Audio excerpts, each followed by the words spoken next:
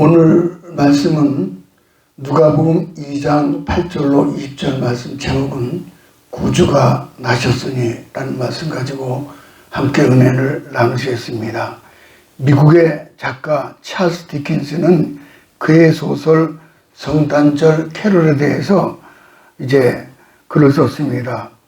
크리스마스에 기쁨을 모르던 한 사람에 대해서 쓴 책인데, 스크루지 영감은 아주 지독한 구두쇠가 되지요.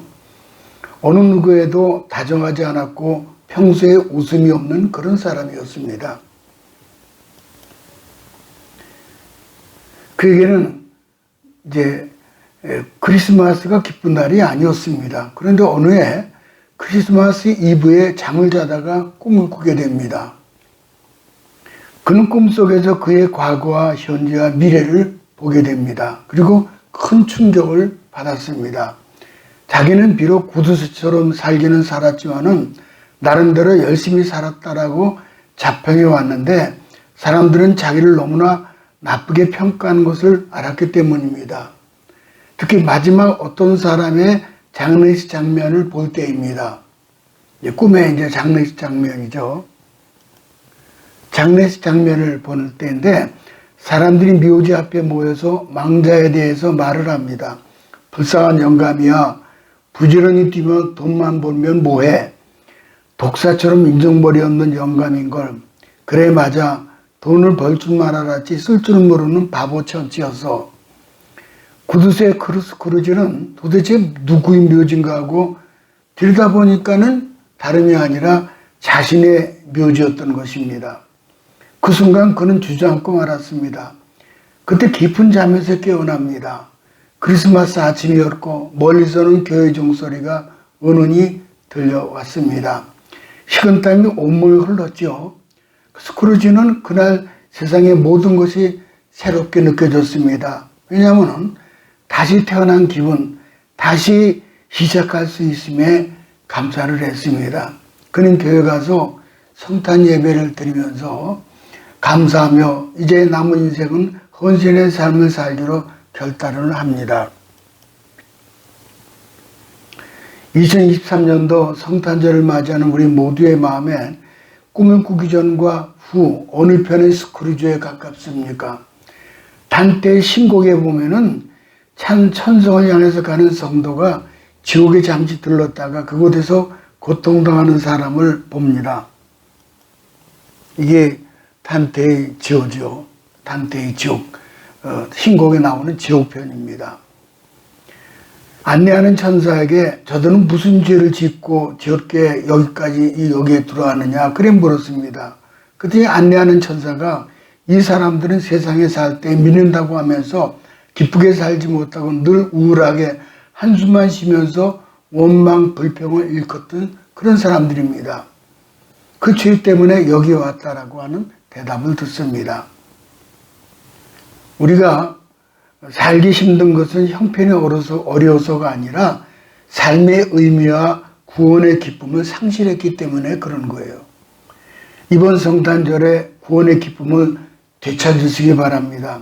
찬송가에 수록된 성탄송들은 가운데 본문을 배경으로 한 찬송이 가장 많다라고 성경 모든 신학자들은 기록을 하고 있죠.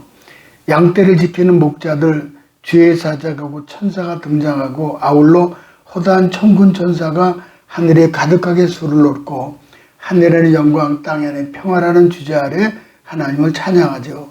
제목은 11절에 보니까는 너희를 위해서 구주가 나셨으니, 예수님 우리를 위하여 구주로 오셨습니다. 태어나셨죠. 그러므로 믿는 자는 예수 안에서 우리의 모든 죄가 사함을 받습니다. 그 결과 우리는 평화를 누리면서 축복을 풍성히 받게 됩니다. 또한 장차 영원한 천국을 약속받게 되는 거죠. 큰 기쁨의 좋은 소식, 모든 죄, 모든 질병, 모든 고통에서 구원받고 기쁨의 소식을 전파하는 하나님의 사람 되시길 바랍니다. 아니, 목자가 되시기 바랍니다. 첫 번째 성탄 소식은 목자가 듣고 전했죠. 누가복음 2장 8절을 가볼까요?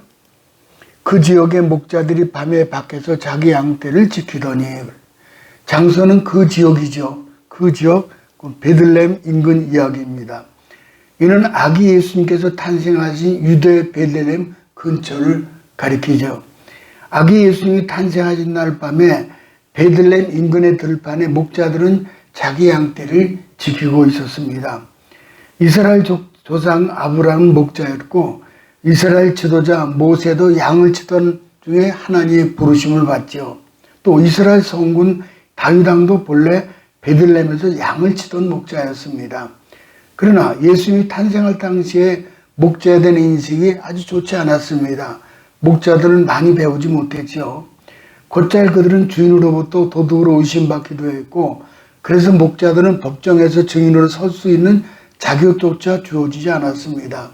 게다가 목자들은 자기 양떼들과 함께 들판에 생활하므로 안식일을 옳게 지킬 수가 없었습니다. 그 결과 안식일을 매우 중히 여기는 유대인들 사회에서는 그들은 점차로 심한 멸시의 대상이 되고 말았던 것이죠. 그런데 바로 이와 같이 비천한 목자들에게 아기 예수님의 탄생 소식이 제일 먼저 전해졌다는 진리입니다. 그러나 이는 결코 이상한 일이 아니죠.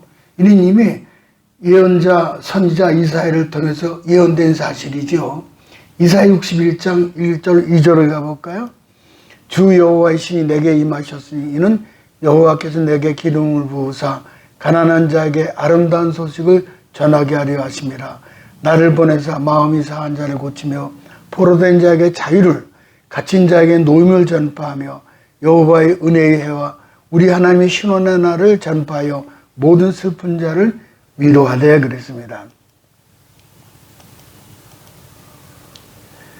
이와 같이 메시아가 오실 때 그 아름다운 소식 곧 복음은 가난한 자에게 먼저 복음이 전파됐죠. 마음이 상한 자에게 포로된 자에게 또한 갇힌 자에게 전해지도록 예언되어 있습니다. 그러면 왜 하나님 낮고 비천한 자들에게 복음이 전해지게 하셨습니까? 고린도전서 1장 28절 29절 가볼까요? 하나님께서 세상에 천한 것들과 멸시받는 것들과 없는 것들을 택하사 있는 것들을 폐하려 하시나니 이는 아무 육체도 하나님 앞에서 자랑하지 못하게 하려 하십니다. 하나님은 사회적으로 천하고 멸시를 받으며 없는 계층인 목자들을 선택하신 것입니다.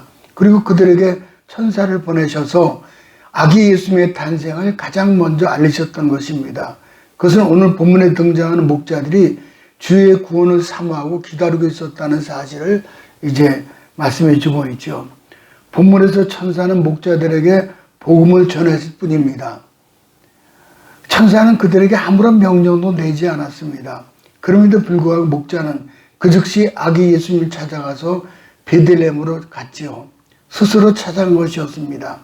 목자들이 양떼를 떠난다는 건 쉽지 않습니다. 그러나 만사를 제쳐두고 빨리 가서 아기 예수님을 찾았다는 사실입니다. 누가복음 2장 20절에 보면은 목자들은 자기들에게 이르던 바와 같이 듣고 본 그 모든 것을 인하여 하나님께 영광 돌리고 찬송하며 돌아가니라. 목자들이 사회적으로 낮고 비천했지만은 하나님 영광을 찬송할 정도로 영적으로 높고 경건한 그런 하나님의 사람들이었습니다. 우리도 무슨 일을 하든지 목자들처럼 늘 하나님을 경외하면서 경건하게 하나님의 구원과 위로를 바라보기 바랍니다. 누가복음 2장 9절을 가볼까요? 주의 사자가 곁에 서고 주의 영광이 두루 비침에 크게 무서워하는지라. 주의 사자는 곧 천사를 뜻합니다. 천사 가브리엘은 먼저 사가랴에게, 그 다음은 마리아에게, 그리고 이번엔 목자들에게 차례로 나타난 것입니다. 바로 그때 천군 천사가 호연히 목자들 곁에 섰죠. 그와 함께 하나님 영광이 목자들을 두루 비췄다라고 성경은 말씀합니다. 하나님 영이십니다. 그러기에 우리는 하나님 볼 수가 없습니다. 따라서 하나님은 자신은 우리에게 나타나실 때 빛난 영광으로 그 자신을 우리에게 나타내 주십니다. 말하자면 하늘 문을 여시고 목자들에게 자신의 빛으로 나타내셨다는 것이죠. 그러니까 그들은 크게 무서워했어요. 이는 거룩하신 하나님 영광의 임재 앞에 죄인들이 마땅히 볼 수밖에 없는 그런 반응입니다. 우리가 마땅히 두려워할 하나님을 두려워할 때에 하나님의 구원의 역사는 비로소 시작이 되는 거죠. 누가복음 2장 10절을 가볼까요? 천사가 이르되 무서워하지 말라. 보라, 내가 온 백성에 미칠 큰 기쁨의 좋은 소식을 너에게 전하노라. 곧 이어서 천사는 목자들에게 무서워하지 않아도 될 이유를 밝혔습니다. 그건 뭐냐면은 큰 기쁨의 좋은 소식이었기 때문입니다. 소위 유앙겔론이라는 굿뉴스, 기쁨의 소식이에요. 지금 천사는 하나님의 구원을 전하기 위해서 왔지요. 이것은 온 백성에 미칠 큰 기쁨의 좋은 소식입니다. 그러면 천사가 그들에게 전하여준 소식은 구체적으로 무엇입니까? 그들을 위하여 구세주가 나셨다는 소식입니다. 천사가 전해준 성탄의 소식은 무서움을 기쁨으로 바꿔주기에 충분했습니다. 성탄을 맞이하면서 오늘 우리에게도 이와 똑같은 역사가 있기를 바랍니다. 우리를 짓누르던 슬픔, 고통, 걱정, 모든 두려움이 다 사라지기를 주님의 이름으로 축복합니다. 두 번째, 예수님은 구주 그리스도의 주라고 말씀하죠. 누가복음 2장 11절을 가볼까요? 오늘날 다윗의 동네에 너희를 위하여 구주가 나셨으니 곧 그리스도 주시니라. 예수님에 대해서 세 가지 명칭을 사용했죠. 첫째는 구주, 둘째는 그리스도, 셋째는 주입니다. 셋을 나눠서 볼까요? 첫째는 구주, 구세주, 세비어죠. 세비어, 구세주. 곧 구원자, 곧 구원자를 뜻하는 뜻이고, 예수님은 우리의 구주가 되시죠. 죄와 사망에서 우리를 건져주시는 구원자가 되시죠. 예수는 우리를 무엇에서 구원하십니까? 죄와 사망, 질병과 고통, 모든 근심, 모든 위험에서 우리를 구원해 주시는 것이지요. 마태복음 1장 22절을 가볼까요? 아들을 낳으는 이름은 예수라 하라. 이는 그가 자기 백성을 저희 죄에서 구원할 자이심이라 하니라. 그렇습니다. 자기 백성을 저희 죄에서 구원하실 자.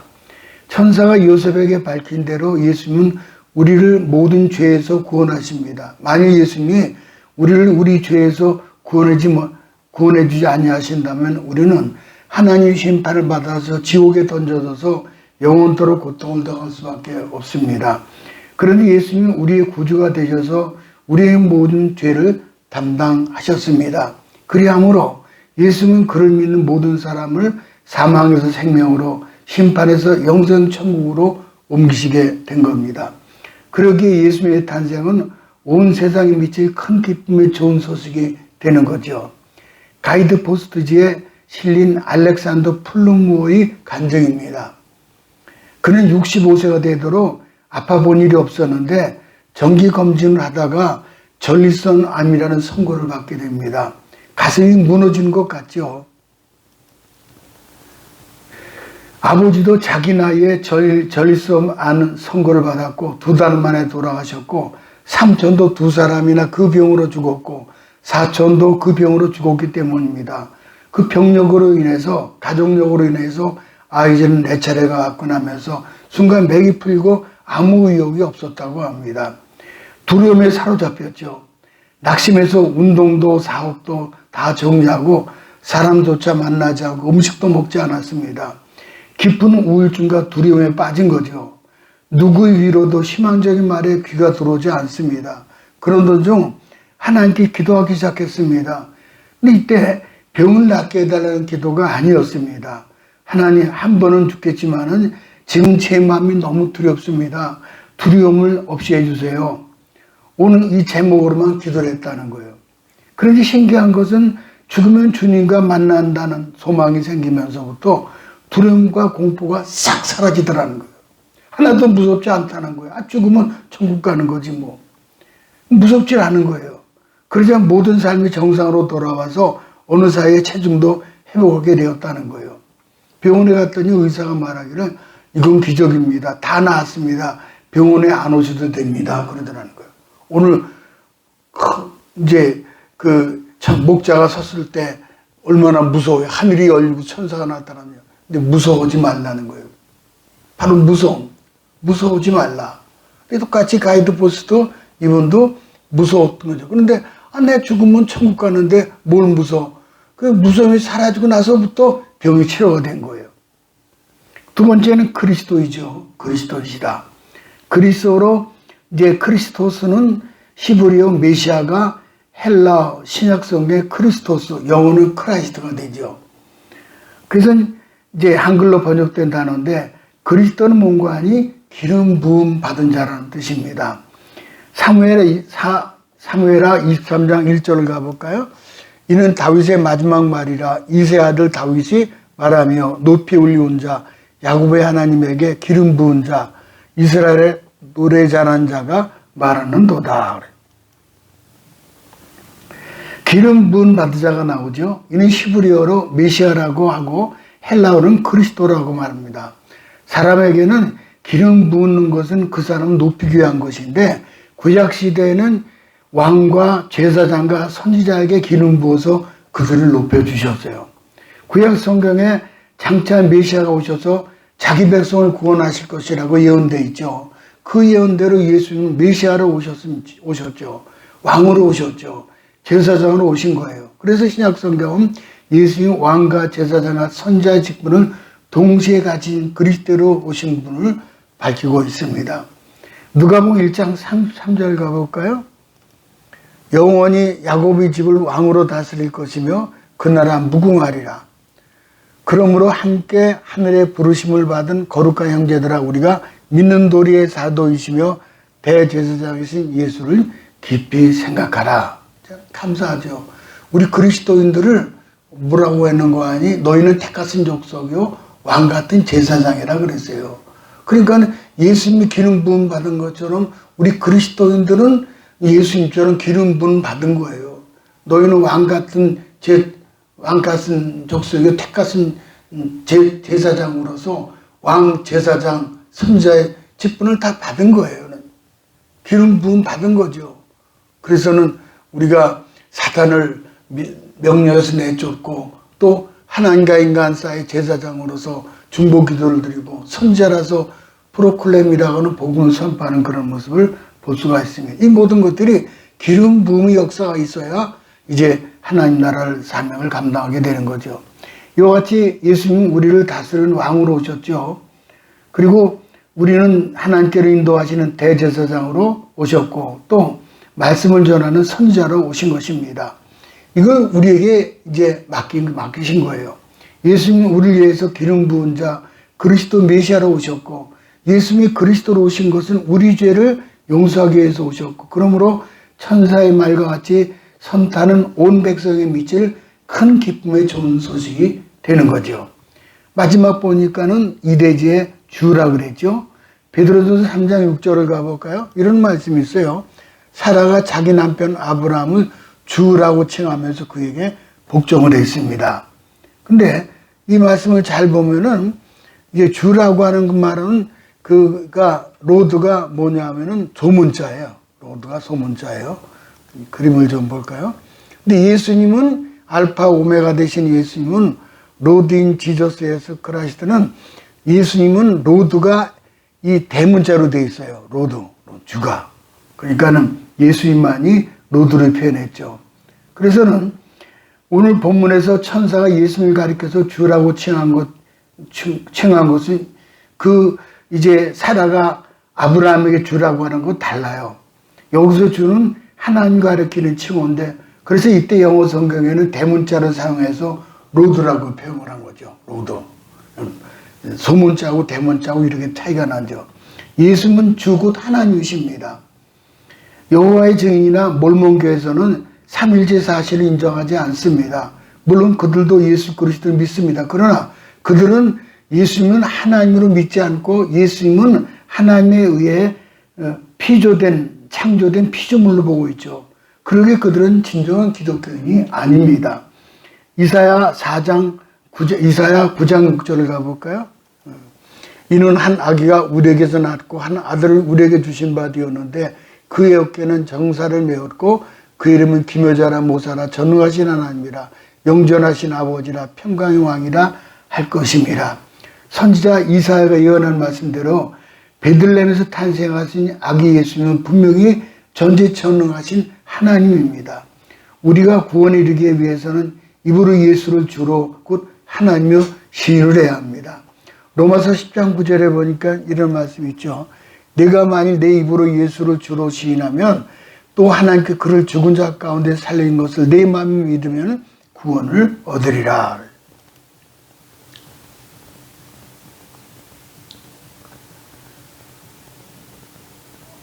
또 누가복음 2장 12절에 보면은 너희가 가서 강보에 쌓여 구에 누워 있는 아기를 보니 이것이 너에게 표적이라 하더니 그랬어요. 근데 여기 강보라는 사실 잘 보시기 바랍니다. 괄호를 넣어놨는데 가로를 넣어놨어요. 헬라 원어 성경에는 가서라는 단어가 없습니다. 천사는 목자들에게 가라고 명하지 않았습니다. 목자들이 자본적으로 자발적으로 아기 예수님을 찾아간 겁니다. 말하자면 목자들에게 하나님을 경외하면 목자들에게는 하나님을 경외하며 그리스도를 기다리는 믿음이 있었던 것이죠. 또 여기에 표적이라는 단어가 사용되었죠. 징표라는 뜻이죠. 다시 가볼까요? 요 보면은 너희가 가서 강보에 쌓여 구에 누워 있는 아기를 보는 이것이 너에게 표적이니라. 여기서 강보라는 것은 이제 베네저고리처럼 벌거벗고 태어났으니까는 강보에 싸우죠. 근데 여기까지는 보통 일반적으로 되지만은 구유에 누워 있는 거는 그게 쉽지 않죠. 그게 없죠, 그런 게. 이게 표적이 된다는, 사인이 된다는 거예요. 쉽게 알아본다는 거죠. 강보에 쌓여서 구유에 누우셨다. 그렇게 말씀하고 있죠. 아기가 강보에 쌓여서 구유에 누웠다는 사실은 특이한 일이죠. 목자들이 찾아가서 가서 자발적으로 찾아가서 예수님을 쉽게 찾아볼 수 있는 징표가 되었던 것이죠.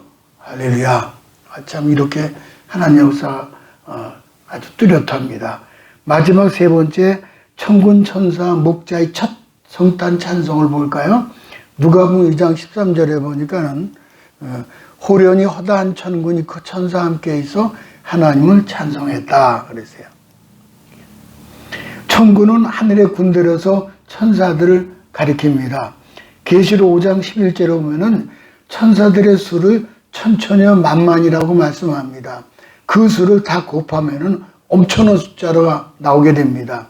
그래서 이는 언어로 최고의 숫자인 만이기에 그래서 천사들이 무한수를 그렇게 표현해준 것 뿐입니다. 그들은 모두가 호련히 다시 말해서 순식간에 갑자기 나타났죠. 그러나 목자들이 얼마나 목자들이 얼마나 놀랐겠습니까? 성경은 예수님이 다시 오실 때에도 재림시에도 이와 같이 호련히 오실 것이라고 성경은 말씀합니다.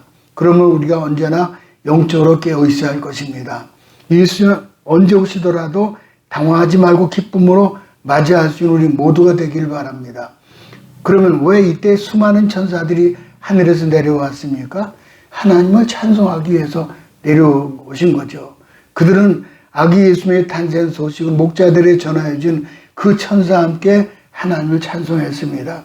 천사들은 사람의 타락을 알고 있었습니다. 또한 천사들의 타락도 타락한 사람들을 구원하시기 위해서 하나님 독생자 예수님을 아낌없이 이 땅에 보내주신 것도 잘 알고 있었습니다. 아울러 그들은 구주 예수님이 자기 백성을 저희 죄에서 구원하실 것도 알고 있었습니다. 그래서 하나님을 찬송했던 것입니다. 곧이어서 천사들의 찬송 내용이 나오죠. 누가복음 2장 14절 가볼까요? 지극히 높은 것은 하나님께 영광이요 땅에서는 하나님 기뻐하시는 사람들 중에 평화로도 아니라. 자, 이렇게 그림. 하늘에는 영광, 땅에는 평화예요. 지극히 높은 곳에서는 하나님의 보좌가 있는 그 천상을 가리키는 거죠.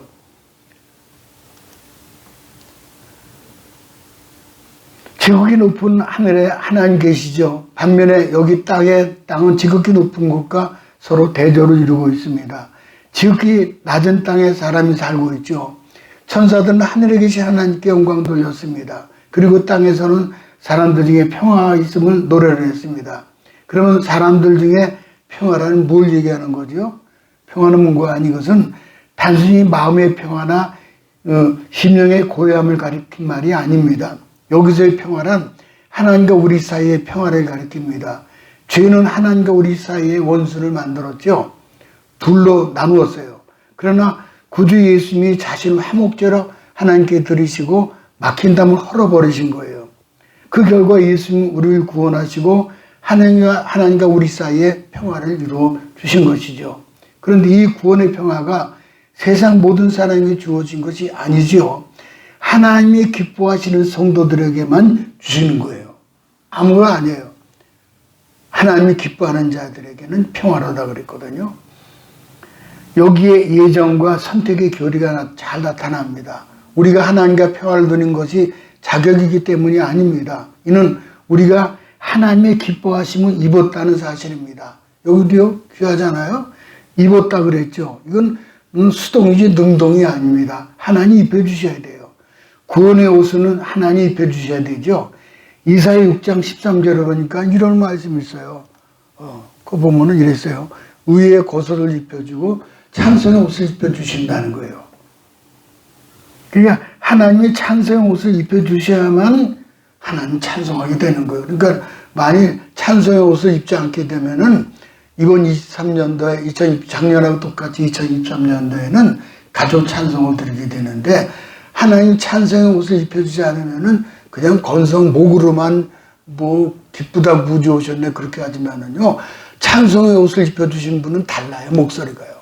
기쁘다 구주 오셨네 만백성 맞아라. 이번 주에는요 이번 이제 성탄 12월 25일 성탄절 그 찬송은 가족은 항상 빠짐없이 다 나와서 가족별로 하나님을 찬송의 옷을 입고 하나님께 특히 하나님 기뻐하시는 성도로 이제 택감 받고 하나님 찬송하시기 바랍니다. 그러면은 희한한 일들이 벌어져요. 여러분 찬송하다가 옥문이 열려요. 찬송하다가 손과 발에 착과 다 풀어지고요. 희한한 역사 나타나게 닫힌 문들이 막 열어지는 거예요. 그래서 각 가정에 형통한 역사가 있기를 주님의 이름으로 축복합니다. 그 다음에 20절에 보니까 이런 말씀이 있어요. 보면은 목자들은 듣고 본 그 모든 것을 인하여 하나님께 영광 돌리고 찬송하며 돌아가니라 그랬어요. 목자가 이제 마지막 듣고 본 그것을 인해서 찬송하고 돌아가죠. 이것이 새벽송의 효시가 됐죠. 근데 지금은 말세지 말이기 때문에 캐럴송이 다 사라져 버렸어요. 이제는 예수님이 호련히 재림하실 것입니다. 전쟁과 자연재해로 종말을 지금 예고하고 있죠. 지금 보니까 뉴스에 보니까는요, 자연재해가 그 사막에도 눈이 쌓이고 또 이제 추운 지역에 막 덥기도 하고 막 그냥 화산이 폭발로 지진이 일어나고 참 이런 자연재해가 일어나고 있어요. 종말을 예고하고 있죠. 천국에서는 천군 천사 구원받는 성도들은 끊임없이 하나님을 찬송하며 모든 영광을 돌리고 있습니다. 이렇게 돌리잖아요. 본문은 영원토록 부르게 될 찬송을 미리 보여준 거예요. 모쪼록 2023년도는 비전의 모든 거룩한 성도로서 가족 성탄 찬송으로 하나님께 영광 돌리시기를 주님의 이름으로 축복합니다.